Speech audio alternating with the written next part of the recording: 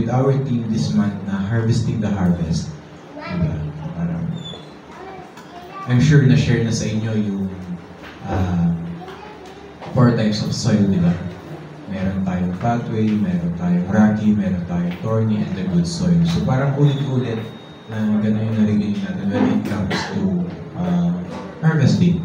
Kumbaga yung parable of the sower. Diba? So, when I'm preparing my devotion kahapon, I asked for the guidance of the Lord. And then, tinanong ko siya na, Lord, what can I share? What can I share na naiiba? Or what can I share na simpleng bagay siya pero nakakalimutan ng tao? Amen. And upon seeking kung ano yung dapat i-share, upon looking for what to share, biglang nireveal sa akin ni Lord yung footprint.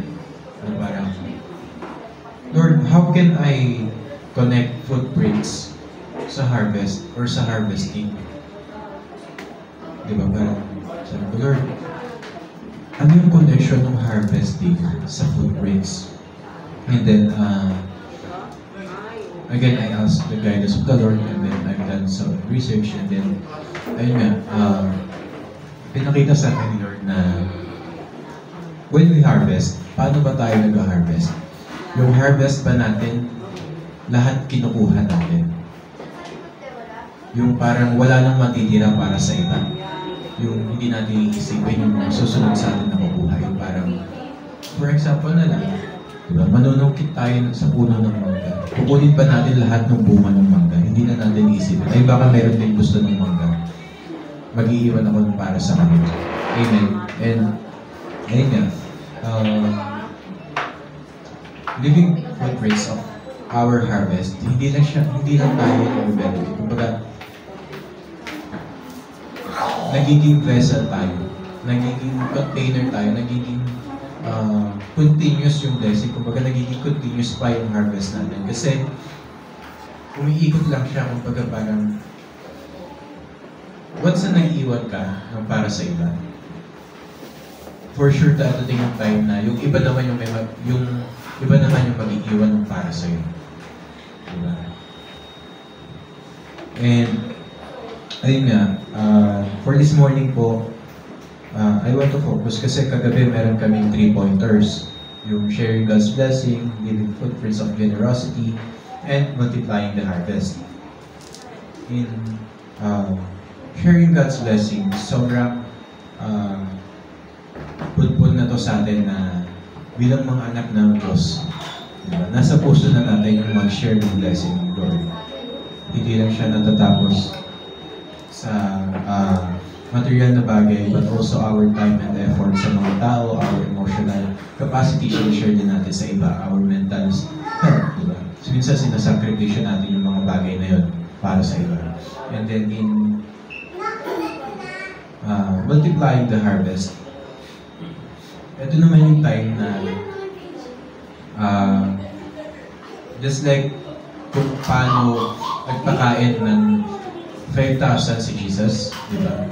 Ganun ang multiply yung harvest. Parang nag-start yung ministry ni Jesus, ilan lang sila, up until umabot sila ng 5,000. And from that 5,000, doon po lumaki yung population ng Christianity. Kumbaga, yung mga buto na na-harvest is natanim pa doon sa 5,000. Yung 5,000 na yun, lumago pa sila and nag-harvest pa sila. So, basically, yun po yung multiply the harvest. And for this day po, gusto ko mag-focus tayo dun sa living footprints of generosity. Ngayon, sabi po dito, living footprints of our harvest means going beyond self-interest and considering the needs of others. Just as Boaz allowed Ruth to glean in his field, we are called to make space for others to partake in the blessings we have received. Ito po, yun nga, footprint siya kasi nag-iiwan tayo ng bakas ng blessings natin. Nag-iiwan tayo ng marka kung paano natin na-receive yung blessing na galing sa Diyos. Amen. And yung sa story naman ni Boaz and Ruth, kung titignan po natin sa Ruth chapter 2 verses 15 to 16, ayun, sabi ni Bo, sabi sa 15, as she got up to glean,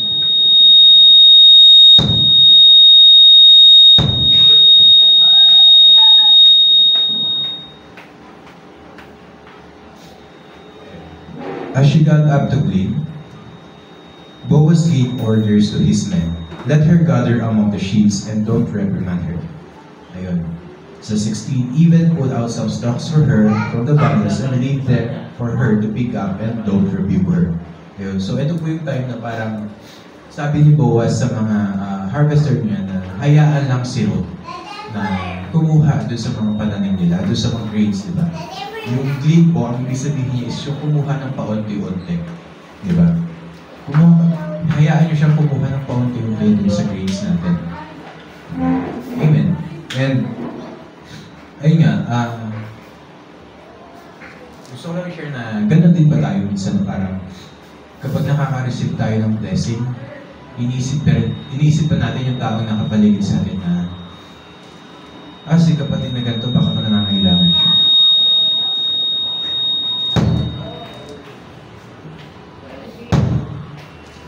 Amen. And, ayun nga, isipin natin na once we receive the blessings of the Lord, paano natin siya ginagamit? Paano natin minumultiply? Paano natin nire-receive yung harvest na yun? Amen. Kumbaga, yung time na yun na nag-harvest si Boaz, ang niya naisip na 100% ng harvest ko sa akin dapat. Lahat, yung 100% ng kikitain ko sa harvest na yun dapat sa akin lang. Amen. Pero hindi ganun yung ginawa niya. Yung ginawa niya, hinayaan niya si Ruth kumuha dun sa harvest niya. So, ganun din tayo. Once na we have received or we have harvest the blessings of the Lord, isipin pa rin natin yung iba. Isipin pa rin natin na may mga tao na nangangailangan. May mga kilala tayo, may mga tao sa paligid natin na nangangailangan din mag-harvest, nangangailangan din ng blessing. And I pray na every one of you po, yung goal nyo is maging channel of blessing. Amen. Parang isang puno lang yan. Parang isang puno lang na namumunga. Amen. Matagal yung proseso kasi nga, kung sisimulan mo siya sa pagtatanim ng iisang buto, aalagaan mo pa. Minsan taon yung bibilangin mo bago ka makapag-harvest. Taon yung bibilangin mo bago mo makita na nagbubunga na yung punong tinanim mo. Amen. Pero pag namunga na siya, so sobrang dami niya, di ba? Minsan hindi na natin inisip kung paano natin gagamitin. Sabihin natin meron kang isang puno ng mangga. Namunga yung puno ng mangga. Makakain mo ba lahat ng mangga na yun? Amen. Sa palayan, or kahit anong pananim na namumunga, kung iisa ka lang, makakain mo ba lahat? Magagamit mo ba lahat ng pananim mo? Magagamit mo ba lahat ng mga harvest mo? Minsan sobra-sobra. Sa sobrang-sobra siya, nasisira na lang yung talaga. Nasisira na lang yung bunga. So nasasayang lang din yung pagod, nasasayang lang din yung effort, nasasayang lang din yung sakripisyo na binigay natin dun sa tinanim natin kasi hindi rin natin nagamit 100% yung hinarvest natin. Amen. So, ayun. Let us practice po na once we receive the blessings of our Lord, yung mindset natin na dapat, hindi na siya sapilitan. Amen. Hindi ka na napipilitan tumulong, hindi ka na napipilitan mamigay. Amen. Sabi sa Galatians 6, chapter 6, verses 9 to 10, let us not become weary in doing good. For at the proper time, we will reap a harvest if we do not give up. Therefore, as we have opportunity, let us do good to all people, especially to those who belong to the family of believers. Amen. So, ayun nga, harvesting is not easy. Diba? Planting seed is not easy. Diba? Pero sabi dito sa Galatians, let us not become, huwag tayong mapagod. Huwag tayong magpagod magtanim, huwag tayong mapagod mag-harvest. Why? Kasi nga babalik din yung sa atin. Kumbaga, I'm not saying na magtrabaho ka kasi babalik sa'yo.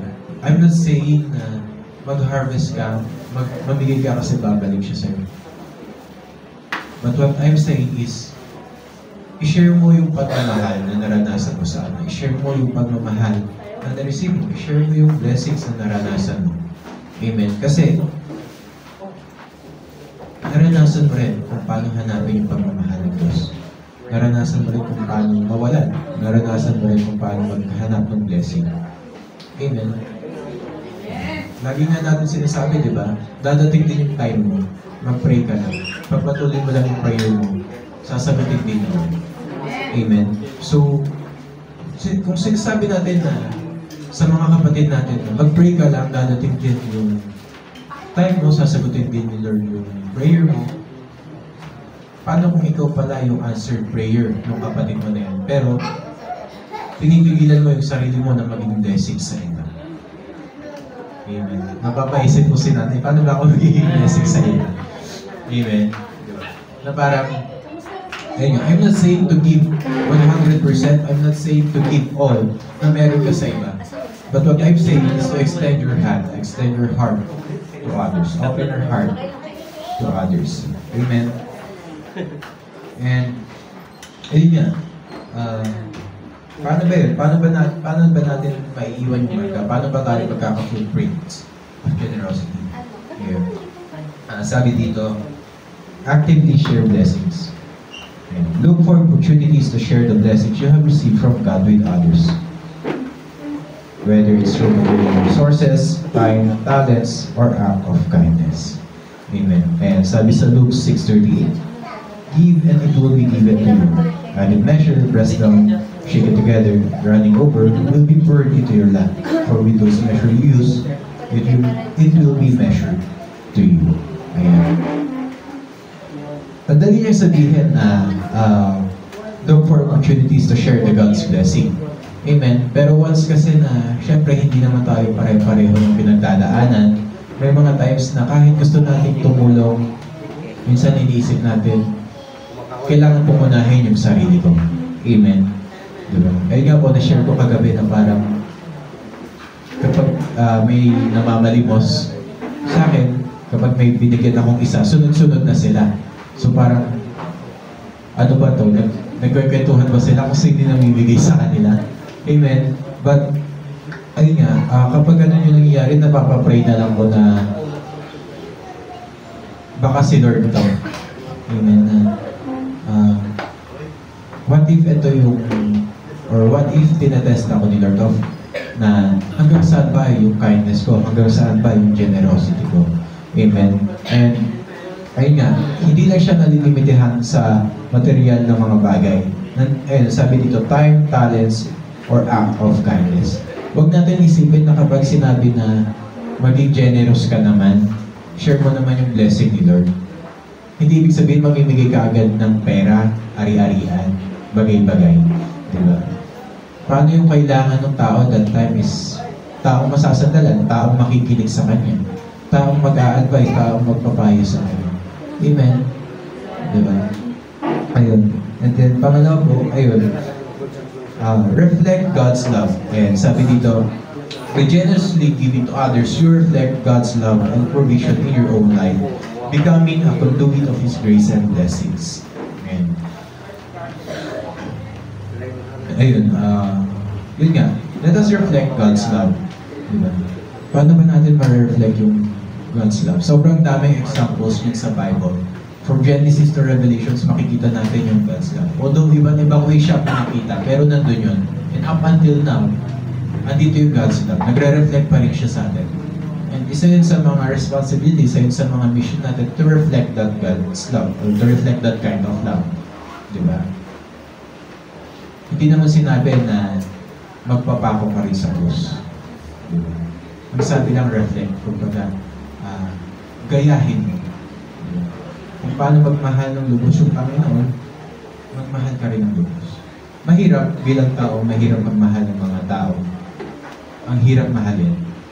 Yung mga taong nakasakit sa atin, mga taong nangilaw sa atin, mga taong nanghihila sa ating bangka. Ang hirap nila mahalin. Pero yun kasi yung God's love eh. Yun yung pagmamahal na meron yung Diyos. Ina-offer niya yung love na yun para sa mga taong ang hirap mahalin. Diba? Alam naman natin yun, yung story from Genesis to Revelation. Ulit-ulit niyang binabalik yung mga tao sa Kanya. Ulit-ulit niyang binabalik yung mga anak niya sa Kanya. Ulit niyang minamahal yung mga anak niya para sa Kanya. Diba?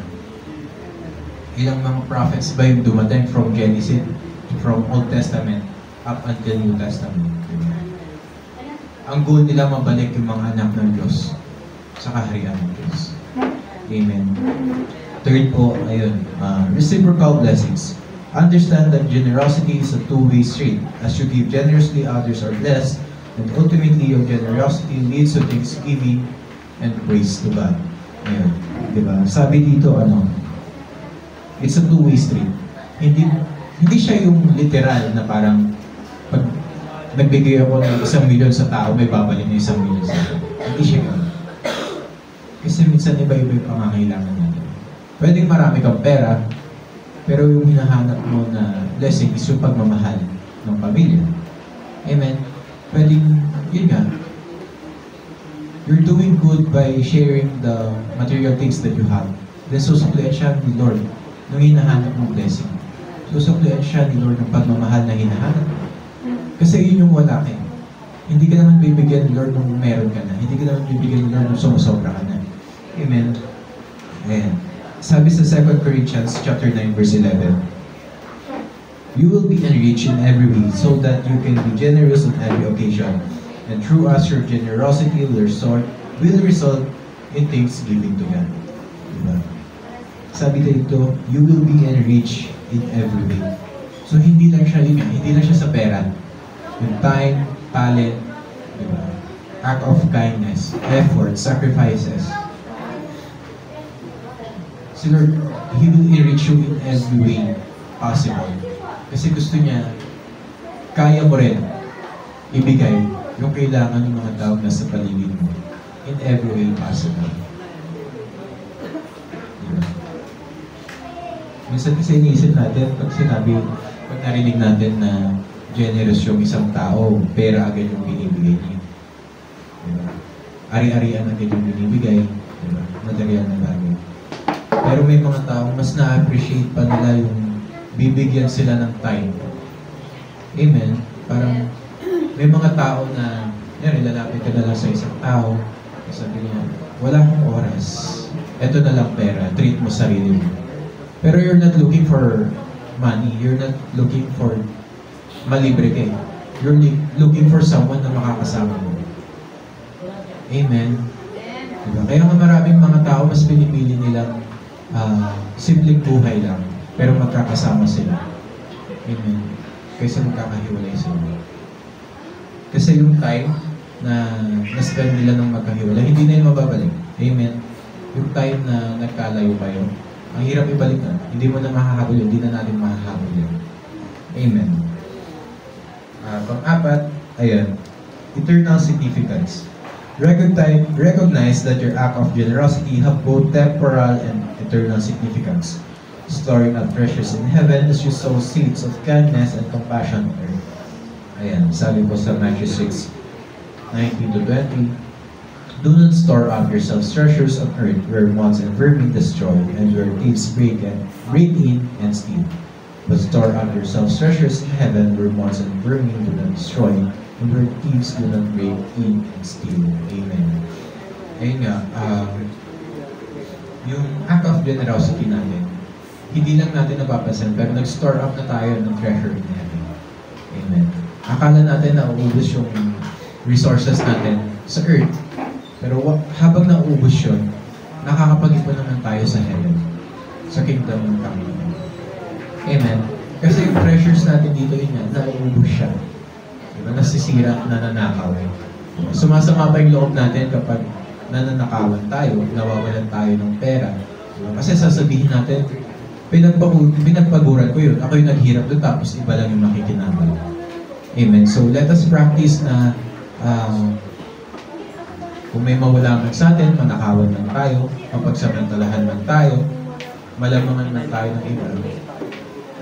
Pag-pray na lang natin sila, isipin na lang natin na mas kailangan nila yun. Isipin na lang natin na yung yaman na nawala dito, yung ari-arian ko na nawala dito, yung pagmamayari ko na nawala dito sa langit, ay sa lupa, napunta na sa langit. Doon ko na lang siya sinisip. Amen. And lastly po, pang-5, gratitude and obedience. Cultivate a spirit of gratitude for God's blessing and obedience to His command, to love your neighbor as yourself, manifesting generosity as a natural outpouring of your faith. Ayan. Sabi po sa Ephesians chapter 2, verse 10, "For we are God's handiwork, created in Christ Jesus to do good works, which God prepared in advance for us to do." Ayan. Ayun nga, sa una mahirap maging generous, mahirap ipakita yung pagmamahal ng Diyos. Kasi nga tao lang tayo, we are limited by our own feelings, by our own emotions. May madalas sa tao, yung decision nila depende kung ano yung mood nila. Depende kung ano yung nararamdaman nila. May mga araw na generous ka, may mga araw na madamot ka, may mga araw na ayaw mo magsalita, may mga araw na ang dal-dal mo, may mga araw na may time ka sa iba. May mga time naman na yung gusto mo yung time is para sa sarili mo lang. Amen. And bilang anak ng Diyos, dapat natural na sa atin yung pagiging generous. Kumbaga, kung paano naging natural sa taong huminga. Diba? Hindi mo naman na iniisip kung paano huminga. Gigising ka, humihinga ka, natutulog ka, humihinga ka. Dapat ganun din yung pagiging generous natin. Parang paghinga lang siya. Parang pagtibok lang siya ng puso. Hindi mo naman masasabi sa puso mo, tumigil ka na tumibok. Amen. So dapat ganun din tayo. Amen. And as our conclusion po, ayan, living footprints of generosity is not merely a commendable act, but a profound expression of our faith and gratitude towards God.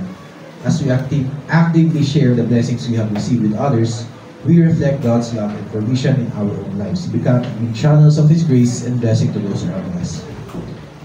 Moreover, our acts of generosity have both temporal and eternal significance, storing up treasures in heaven as we sow seeds of kindness and compassion on earth. Let us therefore cultivate a spirit of gratitude and obedience, embracing every opportunity to manifest generosity as a natural outpouring of our faith. In doing so, we not only leave a positive legacy for future generations, but also honor God and advance His kingdom purposes on earth. Amen. And ayun nga, as closing po, ayun, I pray na yung bawat isa na nandito na nakikinig is mag-iwan ng marka na susundan ng mga tao. Yun nga, yung footprints of generosity. Yung footprint na pag nakita ng tao, ay gusto ko yung sundan. Diba? Hindi siya yung footprints na iiwasan mo. Amen. Hindi siya yung marka na iiwan mo. Ay, huwag tayong dumaan dyan. Huwag natin sundan yung dinaanan niya. Amen. Purpose po, let's aim na yung footprints natin is susundan ng tao. Amen. Just like how Jesus walked on earth. Na up until now, sinusundan siya ng tao. Amen. Ayun lang po. Let's prepare ourselves na po para sa ating Sunday service and let's pray po to open our hearts sa ating Sunday service. Ama, again, maraming salamat sa time na binigay mo sa amin para marinig yung salita mo, Lord Father God. Lord, maraming salamat kasi hanggang ngayon nandito pa rin yung marka na iniwan mo para sundan naming mga anak mo, yung Father God. Lord, kahit na minsan sobrang pasaway kami, pilit mo pa rin kami binabalik sa daan mo, Lord Father God, dun sa pagmamahal mo, Lord Father God. And we pray, Lord Father God, na yung love na yun is ma-extend, hindi lang matapos sa amin, Lord Father God. Ma-extend siya sa mga taong nakapaligid sa amin, Lord Father God. And Lord, we pray for your presence right now, Lord Father God, as we prepare our hearts, soul, spirit, Lord Father God, as we prepare our bodies, Lord Father God, sa Sunday service namin, Lord Father God, we pray na makasama ka namin. Maramdaman namin yakap mo, Lord Father God, this morning. Lord, sa mga tatay ko, Lord Father God, sa mga papaawit, Lord Father God, sa mga tutugtog, Lord Father God, I pray for your guidance to them, Lord Father God, yung mga talents na binigay mo sa kanila, Lord Father God, let it be a blessing na nag-i-extend sa mga taong narito, Lord Father God, sa mga anak mong narito, Lord Father God. And for the messenger, Lord Father God, I pray na bigyan mo siya ng guidance, Lord Father God, bigyan mo siya ng wisdom, bigyan mo sa kanya yung knowledge mo, Lord Father God, na ano man yung mga sasabihin niya, ay daos pusong matatanim sa mga bawat isang nandito, Lord Father. Again, Lord, maraming salamat for the blessings, maraming salamat for the love, and for the grace na binigay mo sa amin, Lord Father God. Lord, again, ikaw lang pinapapurihan namin, Lord Father God. In Jesus' name we pray. Amen.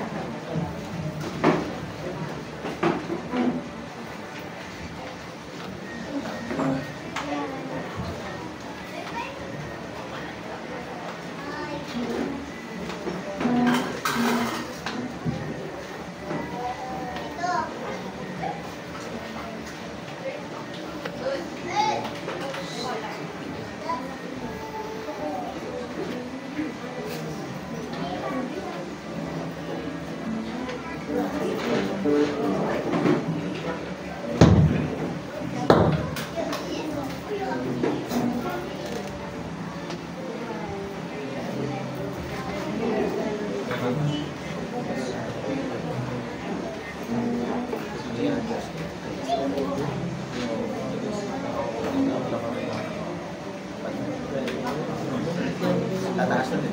Tataas na din. Hindi na makapagulong talaga. Si Jacob ba? Si Jacob. Ay, tita. Ay, po, ma. Problema kasi sa sobrang